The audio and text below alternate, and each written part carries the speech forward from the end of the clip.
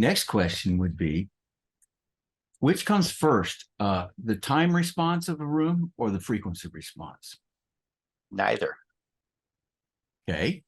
They come at the same time.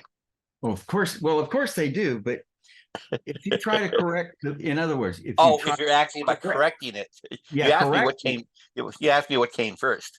They both come right. at the same time. Yeah, they come So, you're absolutely correct. You're right. Yeah. I well, didn't phrase that properly.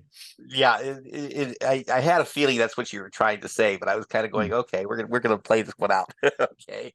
But the facts are, if you're trying to fix the room, your best option is to correct the time before you correct the frequency, because the time is going to affect the frequency. The frequency may or may not affect the time. Mm-hmm. Exactly. Yes, indeed. Okay, so you always want to fix the time first. The arrival times will cause beating. When you have beating, you're going to have frequency problems. Mm-hmm. Beating equals comb filters. Yes. Yes, that's exactly it. That's the short answer, actually. Yes, that was a pretty easy one, actually. Yes, thank you. People don't I realize appreciate those once in a while. how important the simple ones are, though. It is simple, and people, mess around with all this other stuff. You fix the time, and you fix your frequency response errors. Yeah. Sometimes the simplest answers are the most important ones. Mm.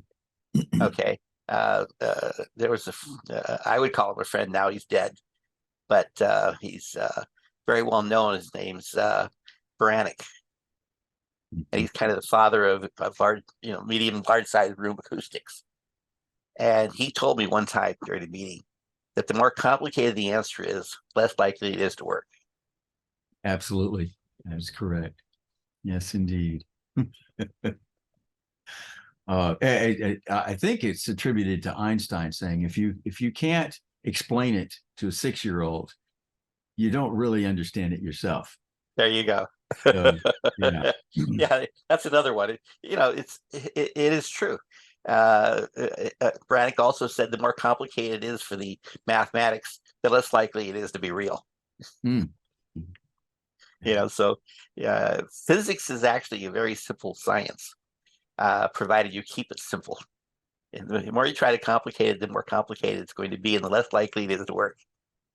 Yeah, I'm finding that out. We're finding out this test at all. This is Newton's laws are a good example. Yeah. Okay. So it's just anytime you get involved in trying to figure out what's going on in a room, keep it simple. Start thinking of simple things first.